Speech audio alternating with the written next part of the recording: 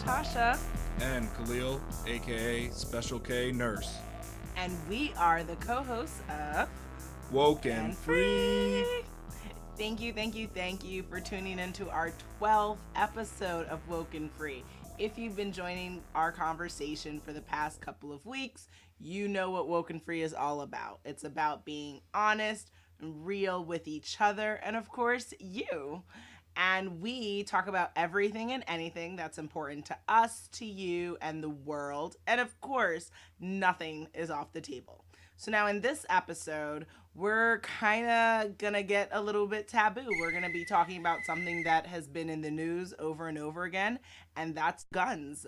Do we need to own a gun? Should we be talking about stricter gun control, less gun control, everything in between? So before we get deep into that subject, we have a couple of things to just cover. First, have you subscribed to WokeNFree on iTunes, on TuneIn, on Stitcher, on Google Play, our YouTube channel, or our SoundCloud? If not, do so ASAP. Make sure that you listen to the full episode, you share it with your friends and family, and make sure that you talk to us on social media. Hit us up on Facebook, on Instagram, and Twitter at WokeNFree. Each week, we like to share a little bit about us before we dive into the topic for the episode. Last week, we answered the question on whether we would choose the opportunity to live on Earth or travel to a possible hospitable planet. This week, we're going to actually link our shares to the topic at hand. So we are sharing our first gun experience story. So, sweetheart, you can go first. Thank you, dearest. For me, sadly, I would say my first gun story was fairly traumatic. I remember being around 10 years old. My mom was an OR technician at the formerly named hospital, Beth Israel Hospital. And back in the day, that hospital actually used to pay their employees on site. All the employees would gather in the morning time on I believe like a Thursday in the basement. And I want you to picture this. I'm sitting on the floor. I'm 10 years old. My mom is taking out my braids, right? Sister Queens know what that's all about. And half my hair is in braids. Half my hair is fully out in its glory. The other employees are talking to each other like it's a regular payday. Disgruntled, angry, happy, joyous, the whole nine. And there's two men who come to deliver the cash to pay the employees, and a woman who I believe was like pregnant at the time. In this, they go to this one area that's like a locked area, and it's around 7 a.m. And for some reason, the guard like leaves the area and leaves that woman who's kind of like counting the cash and getting set up to pay the employees. And at first, I didn't really think anything about that, but then suddenly something happens that I could not have expected. Two men drop out of the basement ceiling with very large guns in their hands. And then they immediately start screaming curse words and telling everyone to pretty much scram so that they could, take the cash from the locked area. And I don't really remember their faces because they had a face mask on, but I do recall seeing one of their guns directly in my face. And that was something I would never forget. And as everyone is scrambling to get out of the basement to get into this elevator, I remember my mom telling me to run with the other people. And then I look back for her and she wasn't there because I think she went to go run back and get her purse, which was even more terrifying because then I thought she was going to be shot or who knows what. And I remember hearing one of the gunmen like very distinctively pounding on the on the locked door to try to get in to get the cash, which they were actually successful in robbing the hospital. And so, yeah, that was not necessarily a really good gun experience, but that was my first. That sounds like a scene out of a movie or something. Leave it to Manhattan life. That's New York City living, baby. Well, my experience was a little more cuddly, should I say. My experience actually happened on vacation when I was a young teenager. I don't remember the occasion, but I was with my mom and a younger brother, and the hotel we were staying at had an outdoor shooting range within walking distance. I mean, I think it was on the same lot as the hotel. They only offered one type of firearm, which was some sort of single shot bolt action rifle. Basically, I needed to load the bullet and pull back on the lever each time I fired. The targets were about 15 to 20 yards away, and I fired off about 12 rounds. Boy, my hands were tired from all that reloading. I don't remember the gun having a lot of kickback or the amount of targets I hit, but it was a fun experience in summary. Interesting. Do you remember how old you were? I may have been 13 or 14 at most. Okay. All right. So I guess it's time to get into it. When it comes to guns, you have people who are definitely on one side of the argument who say guns, guns, more guns, right? And then you also have a group of people who say, they wish they never existed or they wish that they weren't around. Why is there such a big divide between the community? The main reasons that come to mind to me when I think about the people and why they're divided is the one side of the people that are pro guns is classic self defense. Mm-hmm. Another reason is for sporting use. A third is because it makes them feel strong. And last is they just do it for a hobby or just for fun. Of course, people wish that guns didn't exist because of how easily they can be misused. Mm-hmm. Other weapons like bow and arrows are deadly as well, but you can't harm a multitude of people with it. So it's the ease of actually misusing the weapons and the destruction that it can cause that causes anti-guns people to Mm-hmm. be so against the guns. Gotcha. This recent CNN article, which you will be able to find on WokeNFree.com, the stats for gun ownership, at least just in the United States, is crazy. So this article, I believe, is from earlier this year, and I think it's October, actually, of 2017. And it says Americans own more guns per capita than residents of any other country. Americans own the most guns per person in the world. About 4 in 10 saying that they either own a gun or live in a home with guns. According to a recent Pew Center study, 48% of Americans said they grew up in a house with guns. And according to that same survey, a majority, 66% actually, of U.S. gun owners own multiple firearms, with nearly 3/4 of gun owners saying they couldn't imagine not owning guns. There are more public mass shootings in America than in any other country in the world. The U.S. makes up less than 5% of the population, but holds 31% of global mass shooters. And then gun homicide rates are 25.2 times higher in the US than in any other high income country. So I think that the stats themselves make it very clear to anti-gun people why gun ownership in this country seems to be problematic, not because necessarily of the guns, but the quantity is definitely at issue. It makes sense why we have more violence than other countries, because we literally have more guns. So I think if you do the math, that adds up. And then also, kind of like what you were saying earlier, the relationship that's developed between the person and this tool, because there's a sense of comfortability, there's a sense of safety, there's a sense of strength and power. And so does it outweigh the harm of these mass shootings and like massive death? I think that's what we're here to talk about, but there are definitely strong arguments on both sides. Yeah, that was a good article that you brought up. Mm-hmm. Should there be a limit on the amount of guns an individual can own?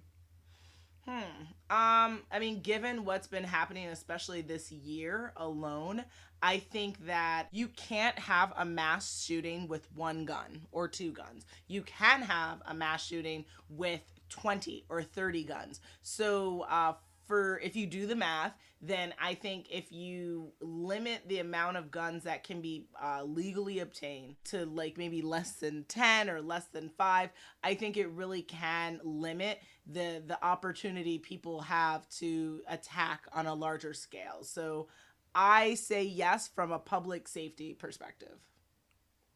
I sort of agree that there should be a limit, but that is technically unfair to gun owners. But Mm-hmm. I don't think people should have a stockpile of unused guns. It's not really necessary.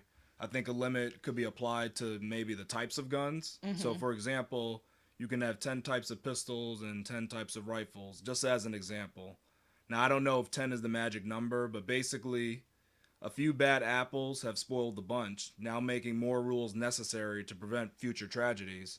So Mm-hmm. those gun owners out there that committed these mass murders have made it a lot harder just for gun owners who aren't going to do terrible things with their Mm-hmm. firearms.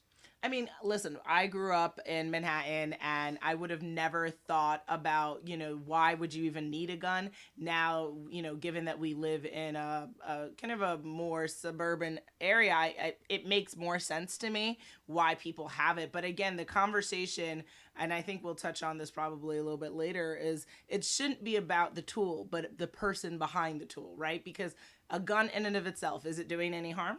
No. Yes, but when you have a person who's unstable, a person who's vindictive, a person who is intending to harm others with that gun, now is there a problem? Yeah, there is. So then, okay, so now with types of guns, should there be like, are semi-automatic weapons necessary, or just should fully automatic weapons be banned? What do you think? Anyone asking if semi automatic weapons are necessary probably has not gone to a shooting range. Manually, having to reload each shot and cycle out the empty shell is tiring. Without the semi automatic action, shooting for sport would be far too tedious. Mm-hmm. Instead of banning fully automatic weapons, maybe you have to go to certain authorized facilities to use the weapons. Mm-hmm. I think using a fully automatic weapon at a gun range would be pointless. But what if you were to go up in a helicopter aiming at a pumpkin patch? I think Mm-hmm. that'd be more fun, and it is a controlled environment that individuals could not easily abuse. Mm.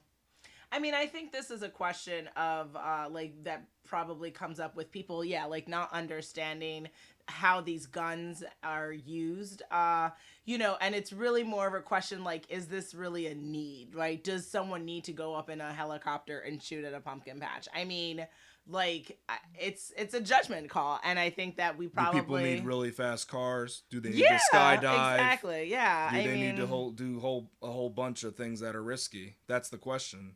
I think that people don't necessarily need it, but because it exists, so should they be able to do it? Again, if the intention is not to harm, if the intention is not to destroy communities and innocent lives, then I think it's fine. But because of how people get guns, that intention isn't always determined, and so I think that that's why until we're able to partition who can have guns and who should not have guns in a more unified and fair and accurate manner, then there probably should be limits because of the harm that can happen if the wrong gun gets into the wrong hands. Should gun regulations be changed in big cities like New York to allow easier access for responsible owners? Interesting that you say responsible owner. So, kind of like what I was saying before, how are we defining this, right? So, with law and regulations, each state has their own regulations as to what is required to have a gun and what are the rules for, all of that stuff. But because every state is different, as we are the United States of America, Yep. which is not really united because every state has their own set of rules and regulations. I think that uniformity is probably what's required for this conversation. Nevada is super liberal compared to New York. Then that becomes the problem, right? Because someone in New York who would maybe not be eligible for a gun just can go to Nevada, maybe go up to Connecticut, go to any other state that it tends to that will be more liberal, and then get the gun and then come and do whatever nonsense they want to do here. So But they can also obtain the weapon illegally and do it as well. So they I can, mean, but you can't. But what can you control? You can control like legal rules and regulations, right? Illegal activity, that's I guess a different department or different like a group. That's our law enforcement, that they need to do what they need to do to cut down on that. But from a regulatory perspective, right, we all agree to live under these rules. So why not have uniformity in our rules? yeah, that's a good point. Even though the Second Amendment gives citizens the right to bear arms, these local laws restrict the purchase of firearms. I think this is contradictory and Mm. unconstitutional. Ooh. Certain cities basically ban legal gun ownership, using Mm-hmm. impossible to obtain gun permits. New York City. Also, when you have to travel 400 miles back and forth from the gun shop to the courts just to get your permit, I think that is a bit excessive. I mean, listen, states are entitled to govern their people, right? We have, yes, a federal constitution, which the Second Amendment gives the right to bear arms, but context is everything. When the Constitution was made, it was a different world we were living in, and also the right to bear arms, I think, from a terminology perspective, was different than what we consider necessary now, right? There's no need for to have a militia. There's no need to be defending your lands with guns, right? We don't live in a world that when the Constitution was made. So I think, like everything else, why would you be using language that doesn't really apply in its fullest, truest sense? And stick with an old kind of definition. I think the definition needs to be amended or evolved. You think the Constitution needs to change? I would yeah, I think that it's one or two things, right? So I say either change the how procedurally people get guns in a way where we can stop having the wrong, like, guns get in the wrong hands, and if that can't effectively be done, then the nature of the rule itself has to be changed. So it's either the effectuation of it or the rule itself. So whichever is easier. I personally think it's probably easier to do a limitation than to really go and legally go through that. But I don't know. But why? What do you? I guess you're arguing that you think you're like a truest Second Amendment, all for it. Yeah, I think that if firearms exist in this country in any form, I think citizens should have the right to have them. I don't think it should just be designated to only government. What if the government decides, hey, we don't care about what citizens think, and we're just gonna become like a dictatorship? I mean, citizens would have no kind of Recourse. it probably wouldn't happen, but I'm just saying. I think Possibility. you Yeah. need the options just to tell the government, like, hey, we're a force to be reckoned with on our own. We make up this country. It's not just the government; it's the citizens. So I think it gives the citizens a sense of power having Yeah. these weapons, basically. I mean, I think that that's the issue, because it's a tool, and I firmly believe no one's getting guns to have them sit and look pretty in a glass bar, like, and a glass thing on the wall. Like you just said, having a gun gives you power, because why? People can intend to use it, and I think that's the danger in this, because if we wanted guns to shoot animals, which again, I'm not necessarily for that either, because I think that seems really sad and harsh. But I understand. But some hunting is good for the environment. Yes. It controls the Yes, population of animals. you have to call populations like deer and stuff like that. I totally understand that, but it seems like a barbaric way to do the culling itself.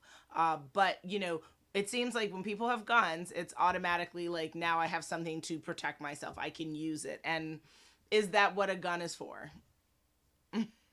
Now, it could be for many things. Like I was mentioning before, most people who buy a gun do just get it for self-defense, but some do actually buy it for sport, or it's just a hobby. They want to get better at aiming. It's kind of like people playing games. It's a thing to do, and they want to get better at. It relieves stress. So it doesn't just have to be to defend oneself, even though that is probably the number one reason people purchase the gun. Gotcha. All right. Well, so now, would forcing gun owners to store their firearms at an authorized third-party facility like a shooting range reduce the amount of misuse or abuse? I actually think so, because now accidentally firing off weapons could only occur at the place of use, which is the place of storage. You wouldn't have people accidentally shooting themselves in the leg anymore, since they weren't tasked with storing the weapon properly. The retailer or the authorized third party would take care of that. Granted, now people could not carry weapons on their person anymore, but that is another issue. I think the logistics of this would be very complicated, though, because you have to think of how long can the owner hold on to the gun before returning it? Can they transport it, and how far? Are there penalties for not returning it? And issues sort of like that will pop up. Yeah, it sounds very complicated to me, and I think that, to be honest, when people have an intention to do something, whether it's to be good or to be bad, you know, gosh darn it, they're gonna do it. And I think that by making something a little bit more difficult, yeah, you might deter some people, but some people who are really intending to go and do their dirt and go and harm people because it adheres to a religious belief, it adheres to a fundamental belief system that they fully want to adhere to, they're going to do it. So I think you would maybe kind of call some people from being like, ah, oh, forget it, this is too much work. But like truly motivated people won't give a shit. Like they just won't care. Probably. So, do you think public education should require at least one gun course in high school? Would that be helpful for society as a whole? Oh my God, that's like a really fascinating question because I feel like people who are all pro guns would like love this and be like, they would wear like I heart my gun t-shirts that day. Like they would be like, they would just like love it. You could have National Gun Day. Oh, Jesus Christ.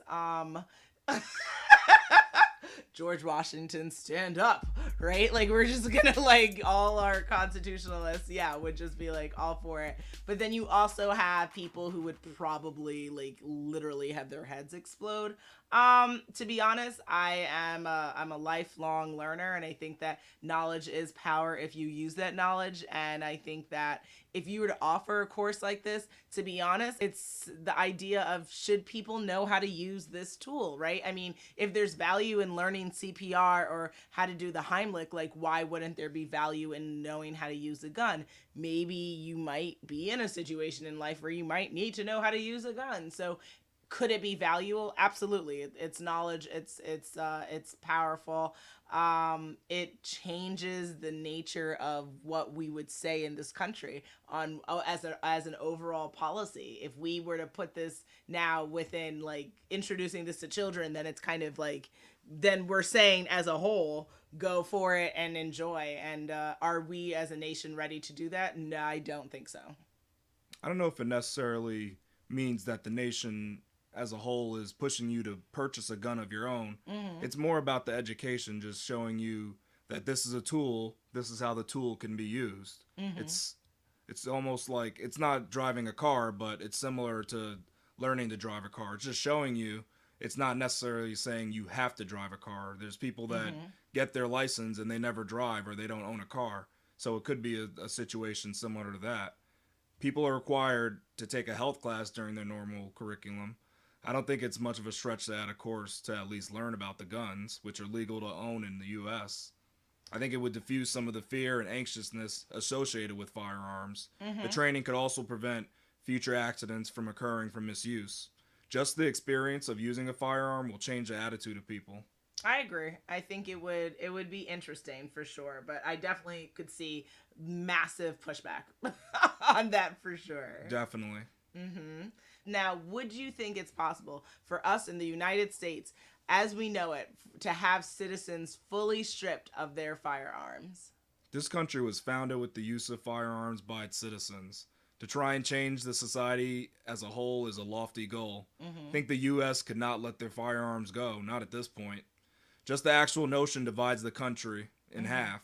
If you remember the saying, it goes, united we stand, divided we fall. And that kind of applies in this situation. We'd be really divided on the issue, and it could lead to a breakdown of the United States as we know it.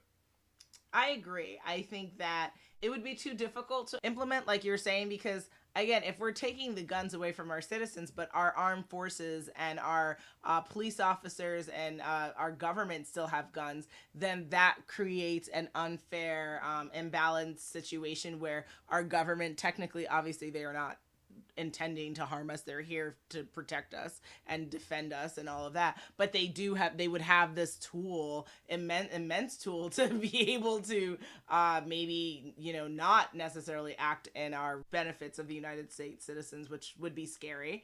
And then also, I think, the fundamental threading of the United States and our Constitution goes deeply with the right to bear arms. So I don't think that our nation as it stands right now is ready. I don't know if it ever would be ready. And ultimately, if our founders thought that that was a necessary right, I don't know if it should be taken away. I think we have to really think about, again, who is the person behind the gun, because the gun is not the issue, it's the person. So mental health, people's inability to deal with their emotions, their feelings, lack of communication, and really unhealthy work environments, family dynamics. Those are the driving forces for the violence and the insanity that's happening. And I think that it's too easy to just blame it on the gun, right? Like, blame it on the Definitely. liquor, right? Like, it's like, stop, enough. Like, the gun itself isn't turning around and it's like, bam, bam. It's no, someone has to touch it. So, who is that person, and should you be holding the gun? People need to be accountable for their actions, Exactly. not just trying to find the out all the time. Mm-hmm. I think that's a real issue nowadays, is blaming something else for the issue at hand when actually you were at fault. Preach. Okay, folks, it's that time again. Here we go, yo. Here we go, yo. So what's the scenario? Scenario 1. Little Jimmy loves playing Call of Duty with his friends. You can sometimes overhear him yelling excitedly from outside while tending to the garden. Today, a friend of his wants to take a day trip out of town to his uncle's house, which is on 4 acres of land. He's excited to ride the ATVs, but also mentions they will be shooting guns outdoors. Do you allow him to go shooting with his friend? How old is little Jimmy? He's no older than 15. And he's in a state that allows 15-year-olds to shoot guns? Yes. Okay. And there are adults around, or no? You're not sure. You know that he'll be at his friend's uncle's house, but you don't know if that uncle will be supervising him. And little Jimmy is my child? Yeah, little Jimmy's your child. You were the one that was tending the garden. Okay. For my child, no.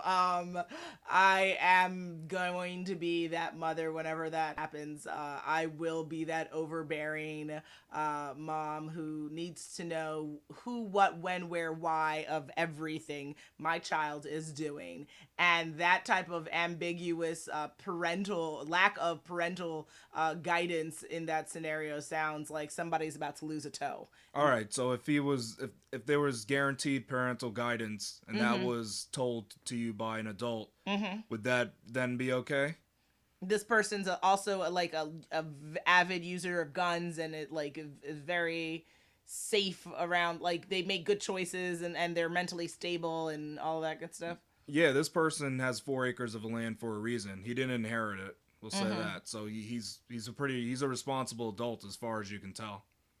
I mean, I guess then if the circumstances are explained to me and I understand that little Jimmy is going to be safe and making good choices with guns, then yes, go ahead and have fun. But without the knowledge and clarity and possibly like live streaming, I don't think I would be for that. So if I was in the scenario, I would have to come along with him. Okay. That would be my rule. Okay. Because I would just like to be there, especially if this is his first experience being away from home. I'd like to be there when he's experiencing shooting guns outdoors. I'd want to maybe like give him advice and see how he handles himself. So I just would like to be around during that occasion. Scenario 2. Brandon has been dating Sally for 3 weeks. He really likes her, and she totally digs him. Sally usually comes over to Brandon's home when they want to Netflix and chill. This evening is different though. They go back to Sally's place and queue up something they've both seen before because they love watching old movies together.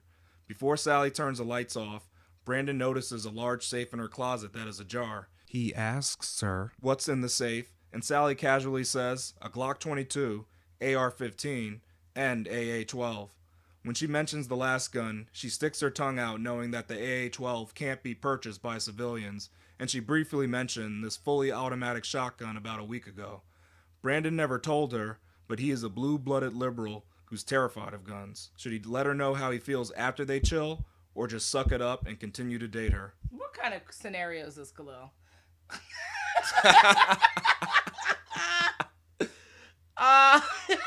Okay. It might occur more often than not. Well, the fact that you said, should he like just suck it up and wait till after they chill or let her know beforehand is such a guy question. You totally suck. If he really just wanted to hit it, then I guess he would be waiting to tell her after the chill part.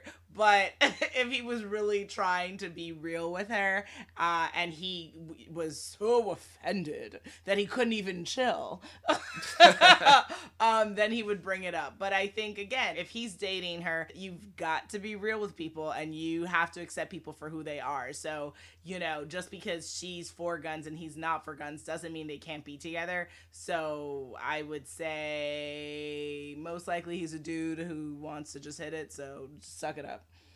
Then he should chill then. True. What are your thoughts? I would just say he should be true to himself and tell her how he feels right then and there.